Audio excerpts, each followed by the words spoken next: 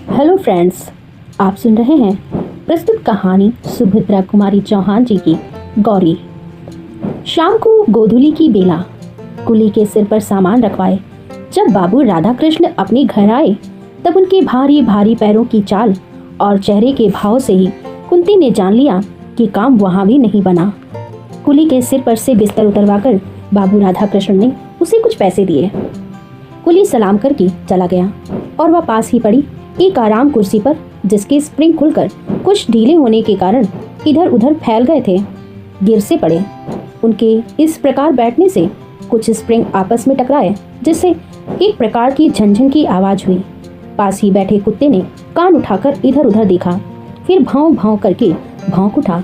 इसी समय उनकी पत्नी कुंती ने कमरे में प्रवेश किया। काम की सफलता या असफलता के बारे में कुछ भी न पूछकर कुंती ने नम्र स्वर में कहा, चलो हाथ मुंह धो लो, चाय तैयार है। चाय? राधा कृष्ण चौक से पड़े। चाय के लिए मैंने नहीं कहा था। नहीं कहा था तो क्या हुआ, पी लो, कुंती ने आग्रह पूर्वक कहा। अच्छा चलो, कहकर राधा कृष्ण कुंती के पीछे पीछे चले गए। गौरी अपराधिनी की भांति माता पिता दोनों की दृष्टि से बचती हुई पिता के लिए चाय तैयार कर रही थी। उसे ऐसा लग रहा था कि पिता की सारी कठिनाइयों की जड़ वही है।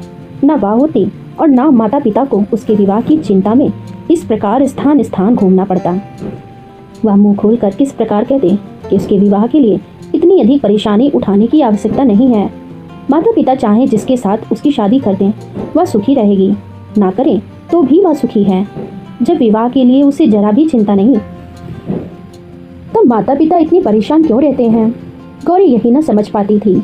कभी कभी वह सोचती, क्या मैं माता पिता को इतनी भारी हो गई हूँ? रात दिन सिवा विवाह के उन्हें और कुछ सूझता ही नहीं।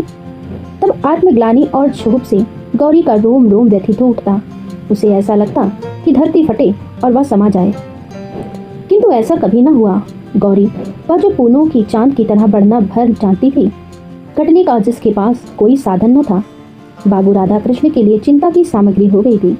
गौरी उनकी एकमात्र संतान थी। उसका विवाह वे योग्य वर के साथ करना चाहते थे। यही सबसे बड़ी कठिनाई थी। योग्य पात्र का मूल्य चुकाने लायक उनके पास यथेष्ट संपत्ति न थी। यही कारण था कि गौरी का यह 19वां साल चल रहा था, फिर भी वे कन्या के हाथ पीले ना कर सके थे। गौरी ही उनकी अकेली संतान थी। छुटपन से ही उसका बड़ा लाड प्यार हुआ था। प्राय उसके उचित अनुचित सारे हट पूरे हुआ करते थे। इसी कारण गौरी का स्वभाव निर्भीक, दृढ़ निश्चयी और हठीला था। वह एक बार जिस बात को सोच समझ कर कह दे, फिर उस बात से उसे कोई हटा नहीं सकता था।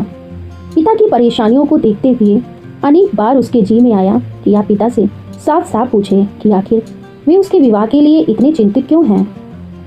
वह स्वयं को विवाह को इतना आवश्यक क्यों समझती, और अगर पिता विवाह को इतना अधिक महत्व देते हैं तो फिर पात्र और कुपात्र क्या?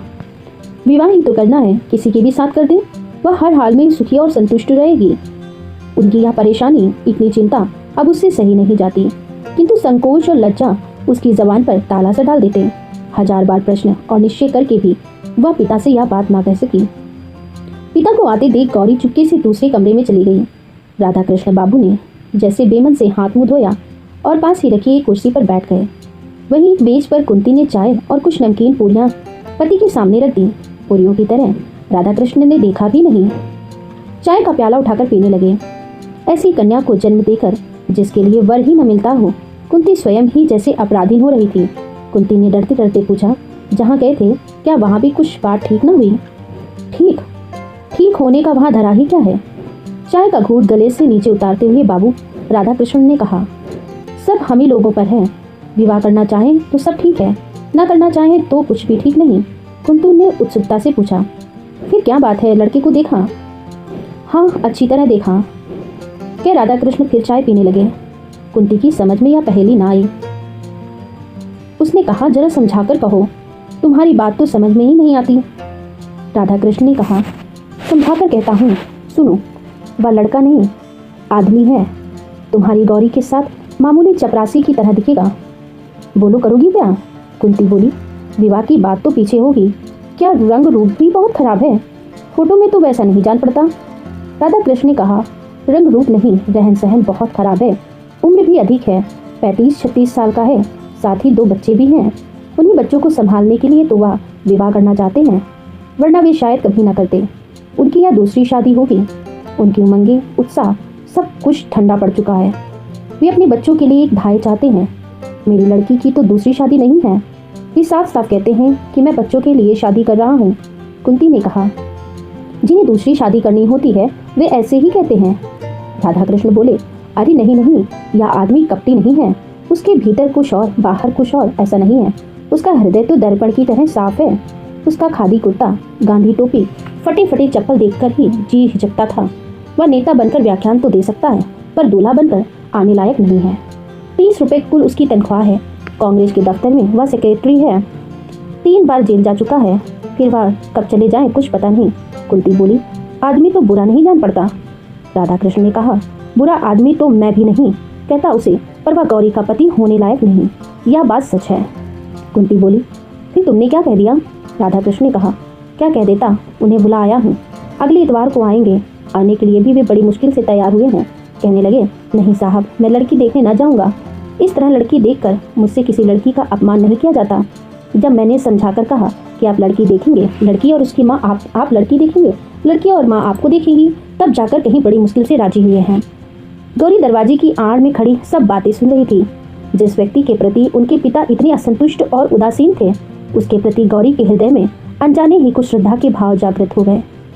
राधा कृष्ण बाबू पान का बीड़ा उठाकर अपनी बैठक में चले गए और उसी रात फिर उन्होंने अपने कुछ मित्रों और रिश्तेदारों को गौरी के लिए योग्य वर तलाशने को कई पत्र लिखे। अगला इतवार आया। आज ही बाबू सीताराम जी गौरी को देखने या अपने आप को दिखलाने आवेंगे। राधा कृष्ण जी ने यह पहले से ही कह दिया है कि किसी बाहर वाले को कुछ न मालूम पड़े कि कोई गौरी को देखने आया है। अतएव यह बात कुछ गुप्त रखी गई। घर के भीतर आंगन में ही उनके बैठने का प्रबंध किया गया है। 3-4 कुर्सियों के बीच एक मेज है, जिस पर एक साफ धुला हुआ खादी का कपड़ा बिछा दिया गया और एक गिलास में आंगन के ही गुलाब में कुछ फूलों को तोड़कर गुलदस्ते का स्वरूप दिया गया है।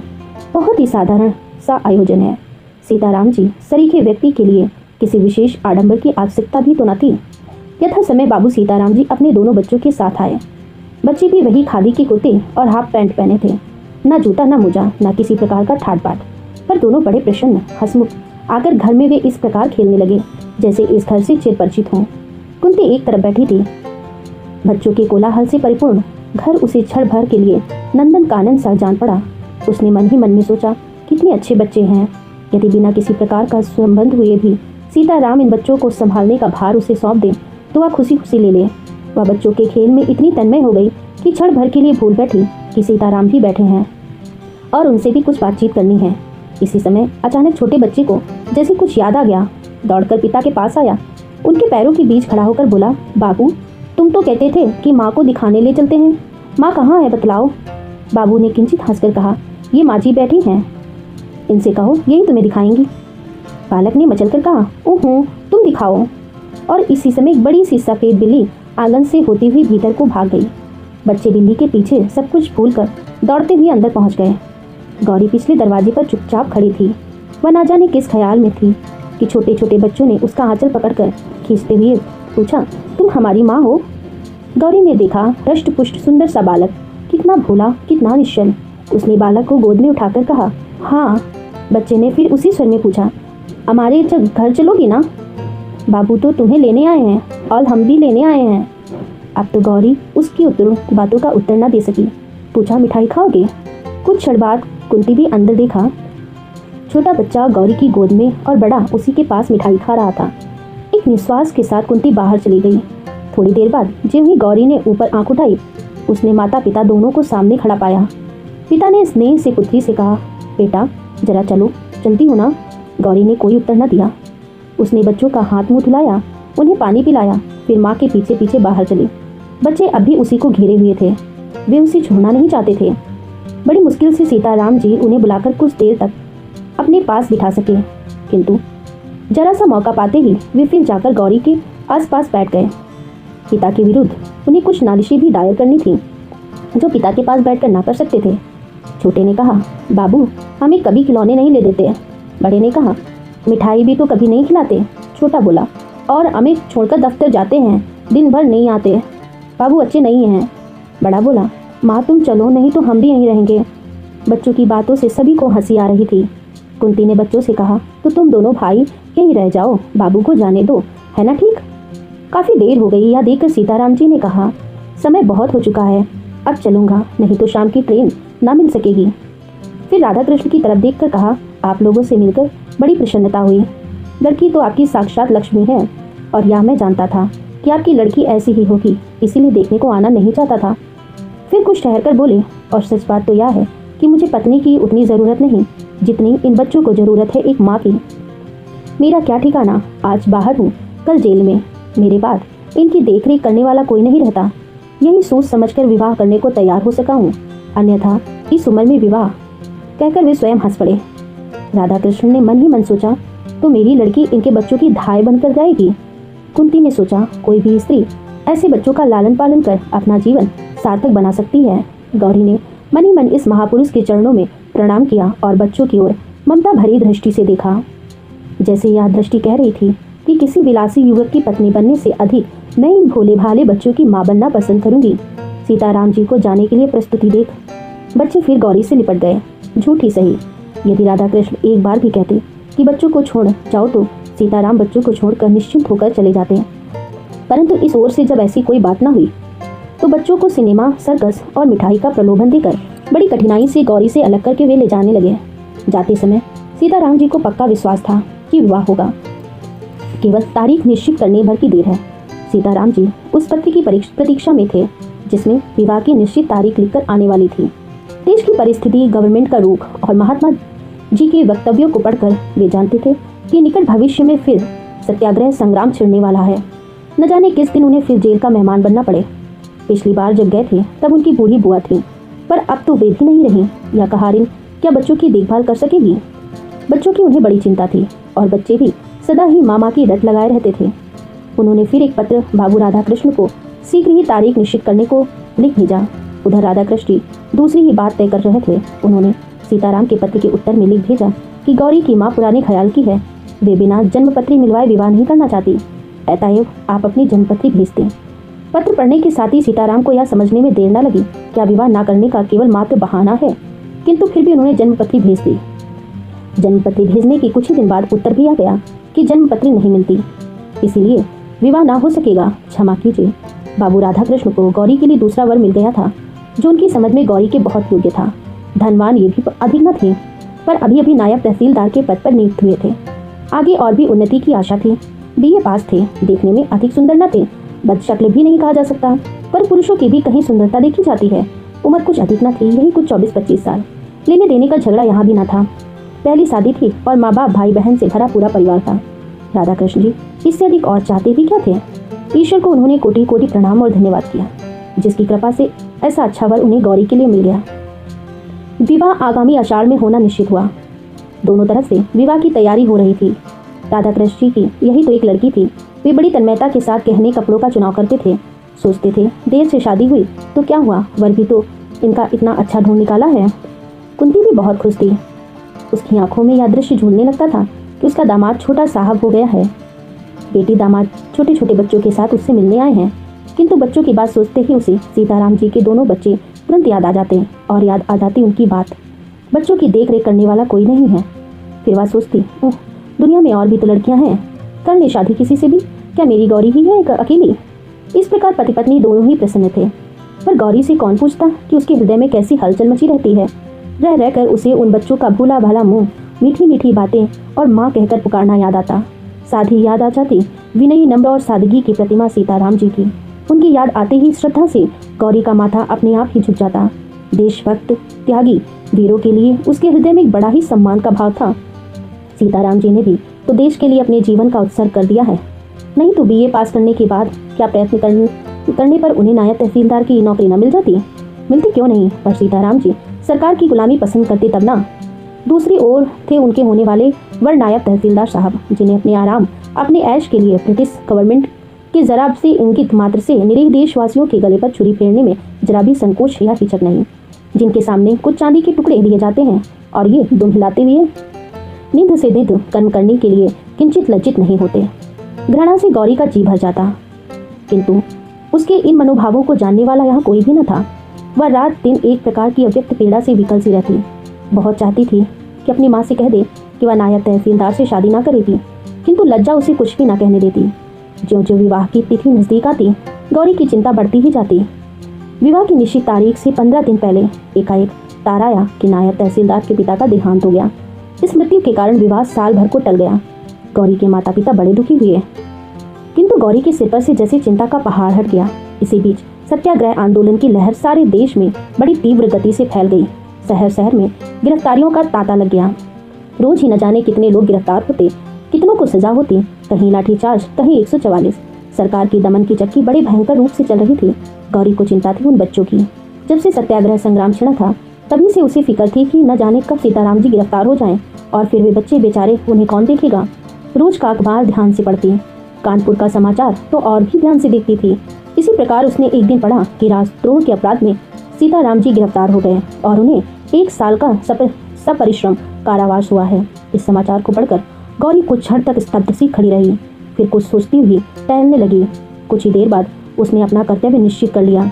वह माँ के पास गई। माँ कुछ पुस्तकें देख रही थी। उसने अपने सारे साहस को समेटकर दृढ़ता से कहा, माँ, मैं कानपुर जाऊंगी।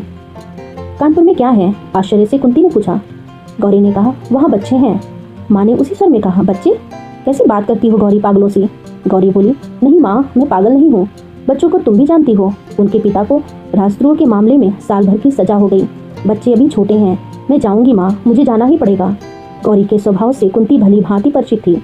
वह जानती थी कि गौरी जिस बात की हट पकड़ती है कभी छोड़ती नहीं। अतएव सहसा वह गौरी का विरोध ना कर सकी। बोली, पर तेरी बाबूजी तो बाहर गए हैं, उन्हें तो आने दे। गौरी ने दृढ़ता से कहा, बाबूजी के आने तक नहीं ठहर सकूंगी माँ, मुझे जाने दो। रास्ते में मुझे कुछ कष्ट ना होगा, अब मैं काफी बड़ी हो गई हूँ। और उसी दिन शाम को एक नौकर के साथ गौरी कानपुर चली गई। अपनी सजा पूरी करके सीताराम घर लौटे। इस साल भर के भीतर उन्होंने बच्चों को एक बार भी न देखा था। शायद उन्हें कायदे के अनुसार हर महीने उनका कुशल समाचार मिल जाता था, पर बच्चों की चिंता उन्हें लगातार बनी रहती थी। जिसका हार इनके भरोसे वे बच्चों को छोड़कर गए थे, उसके भी 3-4 बच्चे थे। वह बच्चों को कैसे रखेगी, सो सीताराम जी जानते थे, पर व्यवस्था थी तो करते क्या। सवेरे सवेरे 6 बजे जेल से मुक्त कर दिए गए। एक तांगे पर बैठकर वे घर की ओर चले। जेब में कुछ पैसे थे। एक जगह गरम गरम जलेबियां बन रही थी। बच्चों के लिए थोड़ी सी खरीद ली। घर के दरवाजे पर पहुंचे। दरवाजा पहले से खुला था। घर के अंदर पैर रखने में हृदय धड़कता था। न जाने किस हालत में हो। वे चोरों की तरह चुपके चुपके घर में घुसे, परंतु यह क्या, आंगन में पहुंचते ही वे ठगे से खड़े रह गए। फिर जरा आगे बढ़कर उन्होंने कहा, आप? गौरी ने झुककर उनकी पद धूली माथे में लगा ली और दोनों ने आपस में विवाह कर लिया। डियर लिसनर्स, यह कहानी यहीं पर समाप्त होती है। सुभद्रा कुमारी चौहान द्वारा रचित गौरी एक मार्मिक और भावनात्मक कहानी है, जो एक सशक्त, दृढ़, निश्चयी और ममतामयी युवती के इर्द गिर्द घूमती हुई आपने सुनी। यह कहानी गौरी और उसके ममतत्व के प्रेम की कहानी है। यह कहानी नारी के प्रेम, त्याग और परिवार के प्रति समर्पण को दर्शाती है। डियर लिसनर्स, अगर आप इसी प्रकार की सदाबहार कहानियों को सुनना चाहते हैं तो प्लीज़ मेरे चैनल से जुड़े रहें और चैनल को सब्सक्राइब करें, बेल आइकन को प्रेस करें, जिससे कि मेरी आने वाली न्यू वीडियो